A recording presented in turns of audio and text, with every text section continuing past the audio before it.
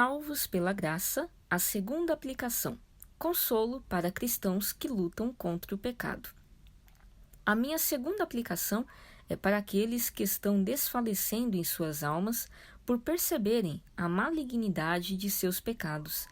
Em primeiro lugar, eles são salvos pela graça? Então, para que possam acalmar a sua consciência culpada, eles devem estudar a doutrina da graça. O grande propósito de Satanás é manter o pecador insensível quanto aos seus pecados. E se Deus o faz sensível a eles, então Satanás tenta ocultar e tirar de seus pensamentos a doce doutrina da graça de Deus, que é a única cura para a consciência, pois uma eterna consolação e boa esperança é dada em graça. 1 Tessalonicenses 2,16. Então, como a consciência sobrecarregada do pecador terá boas razões para se acalmar, se ele não perceber a graça de Deus? Portanto, você deve estudar a doutrina da graça de Deus. Suponha que você tenha uma doença que não pode ser curada, exceto por determinados medicamentos. Nesse caso, o primeiro passo para sua cura é conhecer esses medicamentos. Estou certo de que isso é verdade quanto ao caso em questão. O primeiro passo para a cura de uma consciência ferida é conhecer a graça de Deus, que especialmente nos justifica e salva da maldição. Um homem, quando tem a sua consciência ferida, inclina-se naturalmente para as obras da lei e pensa que Deus deve ser satisfeito por algo que o homem deve fazer, enquanto a palavra diz: misericórdia quero e não sacrifício, porque eu não vim a chamar os justos, mas os pecadores ao arrependimento. Mateus 9:13. Por isso, você deve estudar a graça de Deus. O apóstolo diz: bom é que o coração se fortifique com graça, indicando assim que não há verdadeira firmeza na alma a não ser pelo conhecimento da graça de Deus. Hebreus 13:9. Eu afirmei que um homem, quando tem a sua consciência ferida, inclina-se naturalmente para as obras da lei e que é por isso que você deve ter muito cuidado para estudar a graça de Deus. Estudá-la com esmero e não somente de forma teórica, mas também de forma prática, a fim de distingui-la da lei. Porque a lei foi dada por Moisés, a graça e a verdade vieram por Jesus Cristo. João 1,17.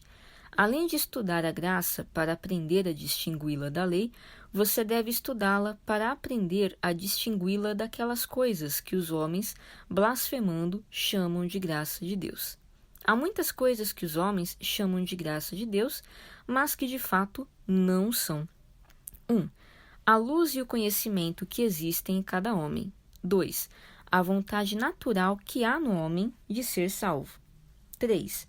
A capacidade natural que há no homem para fazer algo, segundo suas próprias imaginações, com o objetivo de salvar-se.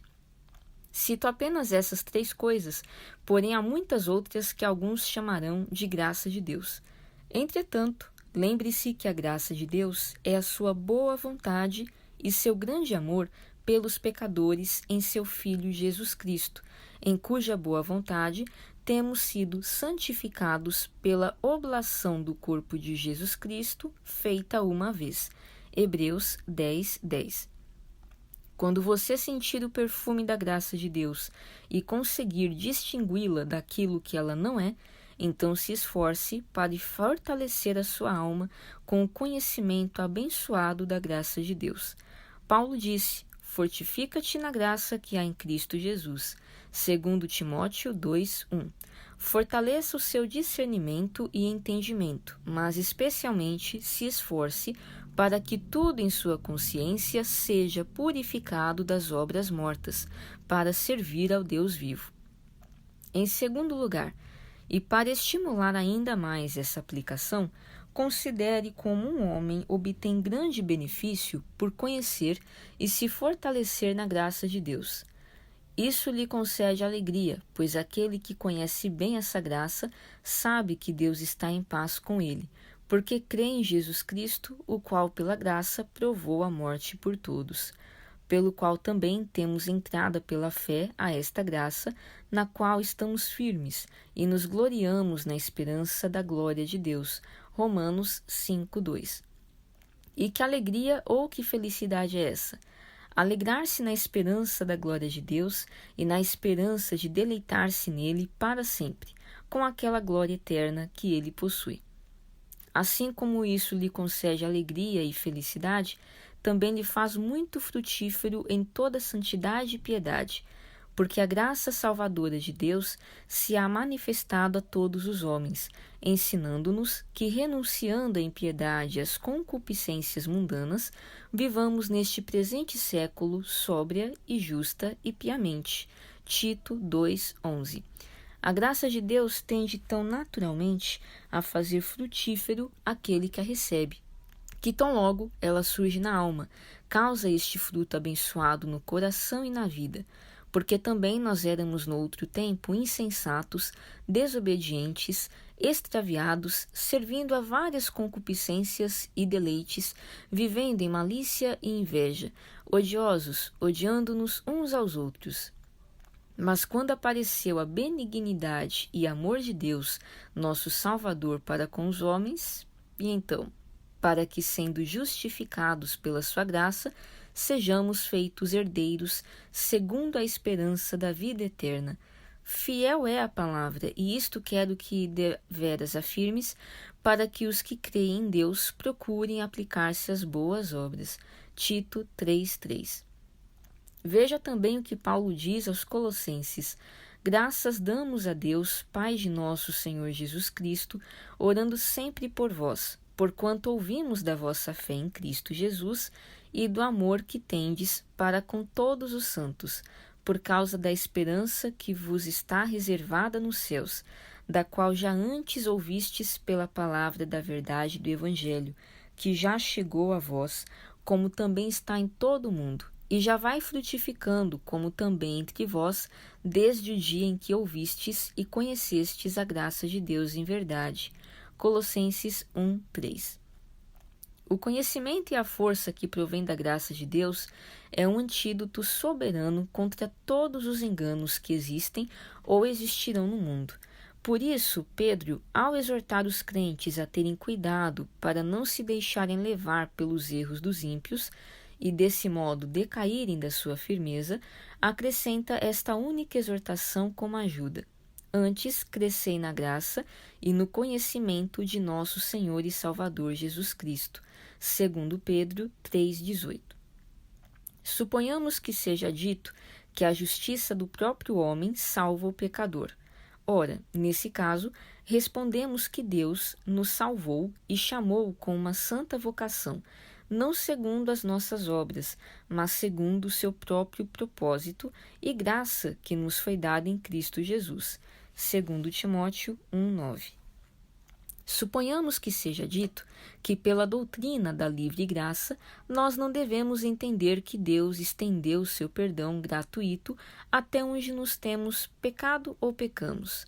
Nós respondemos que onde o pecado abundou, superabundou a graça, para que assim como o pecado reinou na morte, também a graça reinasse pela justiça para a vida eterna, por Jesus Cristo nosso Senhor. Romanos 5:20. Suponhamos que seja objetado que essa é uma doutrina que tende à licenciosidade e à lascívia. Então nossa resposta está pronta. Que diremos, pois? Permaneceremos no pecado para que a graça abunde? De modo nenhum. Nós, que estamos mortos para o pecado, como viveremos ainda nele?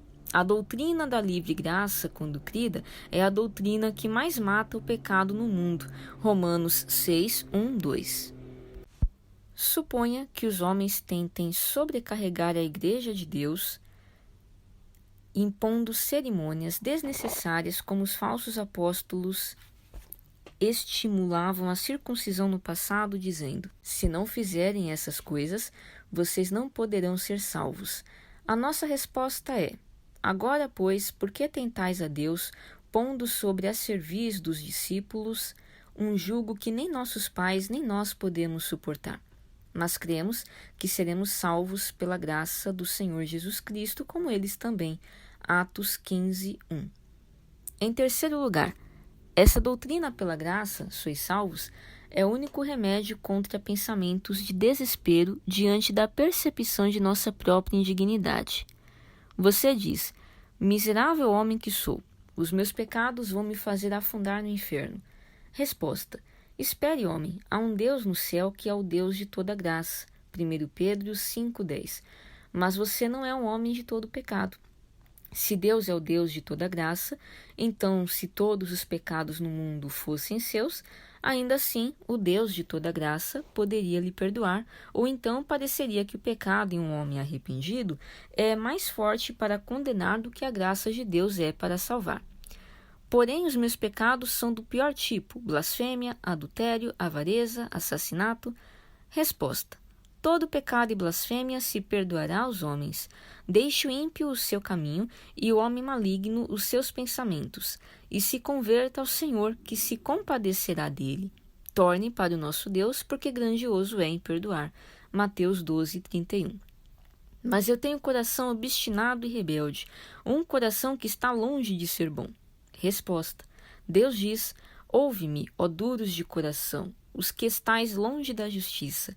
Faço chegar a minha justiça, ou seja, a justiça de Cristo, pela qual os pecadores de coração endurecido são justificados, apesar de sua impiedade. Isaías 46, 12. Mas eu tenho o coração duro como uma pedra. Resposta: Deus diz: e dar-vos-ei um coração novo, e porei dentro de vós um espírito novo, e tirarei da vossa carne o coração de pedra, e vos darei um coração de carne. Ezequiel 36, 26. Mas eu sou tão cego, eu não consigo entender nada do Evangelho. Resposta: e guiarei os cegos pelo caminho que nunca conheceram. Fá-los-ei caminhar pelas veredas que não conheceram. Tornarei as trevas em luz perante eles, e as coisas tortas farei direitas. Estas coisas lhes farei, e nunca os desampararei. Isaías 42, 16. Contudo, o meu coração não é sensível aos sofrimentos e ao sangue de Cristo. Resposta: mas sobre a casa de Davi e sobre os habitantes de Jerusalém derramarei o espírito de graça e de súplicas, e olharão para mim a quem transpassaram, e prantearão sobre ele como quem pranteia pelo filho unigênito, e chorarão amargamente por ele, como se chora amargamente pelo primogênito. Zacarias 12, 10. Embora eu perceba o que será de mim se não encontrar Cristo, o meu espírito continua a correr atrás da vaidade, da loucura, da imundícia e da maldade. Resposta: então aspergirei água pura sobre vós, e ficareis purificados. De todas as vossas imundícias e de todos os vossos ídolos vos purificarei. Ezequiel 36, 25. Mas eu não consigo crer em Cristo. Resposta: mas Deus prometeu fazer você crer. Mas deixarei no meio de ti um povo humilde e pobre, e eles confiarão no nome do Senhor. Uma raiz em Jessé haverá, e naquele que se levantar para reger os gentios esperarão. Sofonias 3,12 e Romanos 15,12. Mas eu não consigo orar a Deus por misericórdia. Resposta: porém Deus tem graciosamente prometido um espírito de oração. Assim virão muitos povos e poderosas nações a buscar em Jerusalém ao Senhor dos Exércitos e a suplicar o favor do Senhor. Ela invocará o meu nome e eu a ouvirei. Direi: é meu povo, e ela dirá: o Senhor é o meu Deus. Zacarias 8, 22. Mas eu não consigo me arrepender. Resposta: o Deus de nossos pais ressuscitou a Jesus, a qual vós matastes, suspendendo-no no madeiro. Deus, com a sua destra, o levou a príncipe e salvador, para dar a Israel o arrependimento e a remissão dos pecados. Atos 5:30. Assim, eu poderia continuar, pois a Bíblia Sagrada está cheia dessa graça de Deus.